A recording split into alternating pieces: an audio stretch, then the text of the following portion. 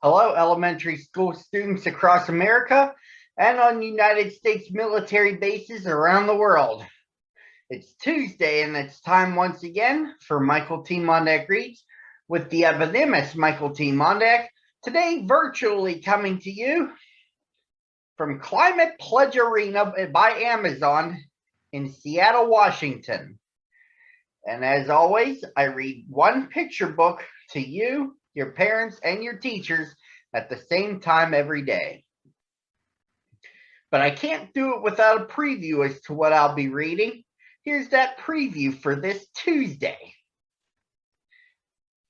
Didn't you wish you could have a feather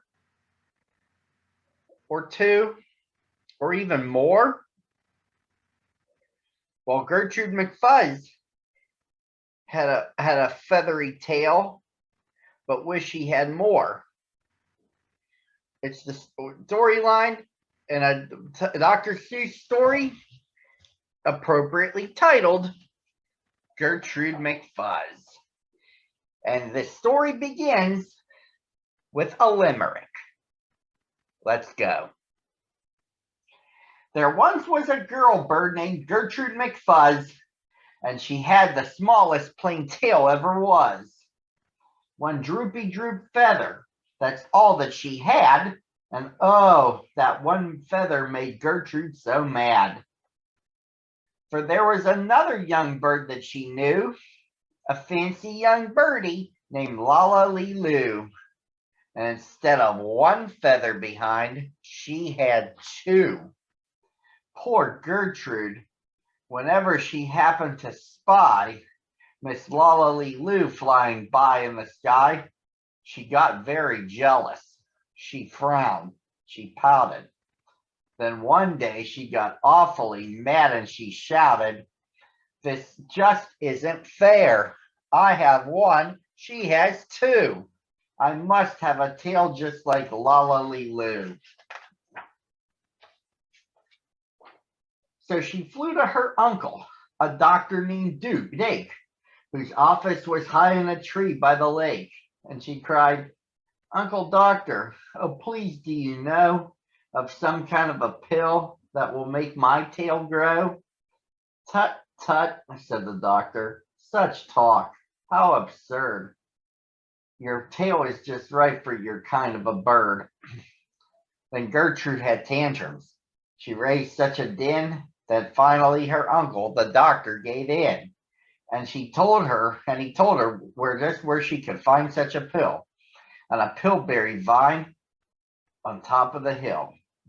"No, thank you," chirped Gertrude McFuzz, and she flew right straight to the hill where the pillberry grew.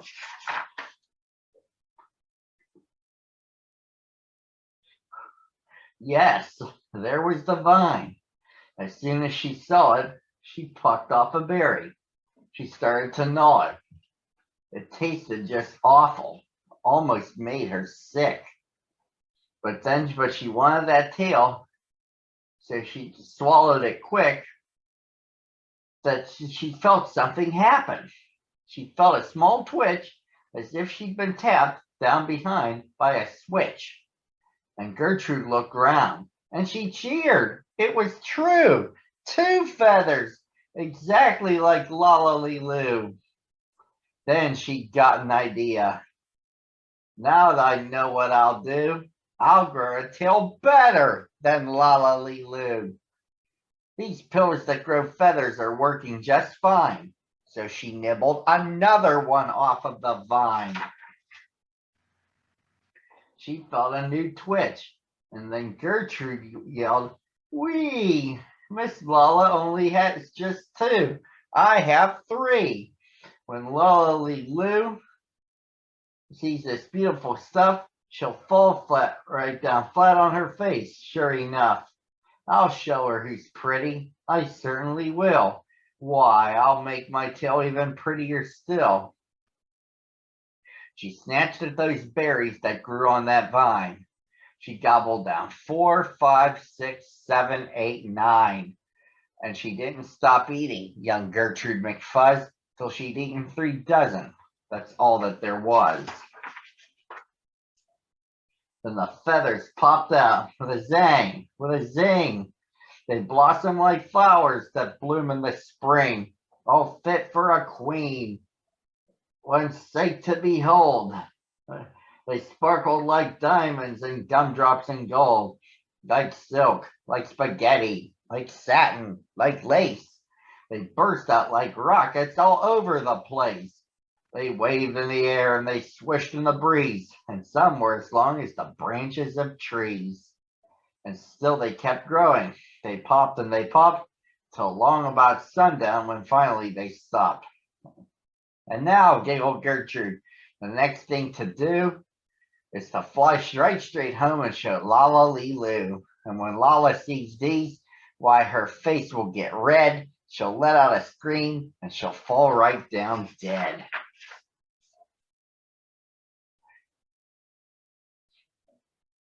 Then she spread out her wings to take off from the ground. But with all those feathers, she weighed 90 pounds. She yanked and she pulled and she let out a squawk, but that bird couldn't fly, couldn't run, couldn't walk. And all through that night, she was stuck on the hill, and Gertrude McFuzz might be stuck up there still.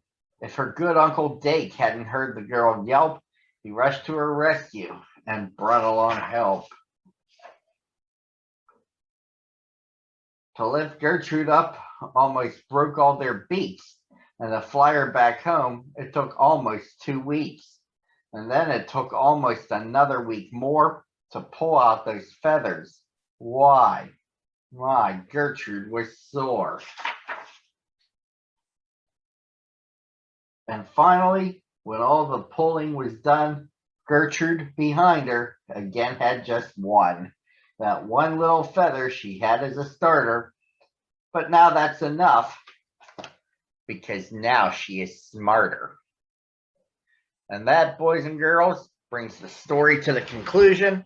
Join me again tomorrow at the same time on the same channel. So long virtually from the Climate Pledge Arena by Amazon.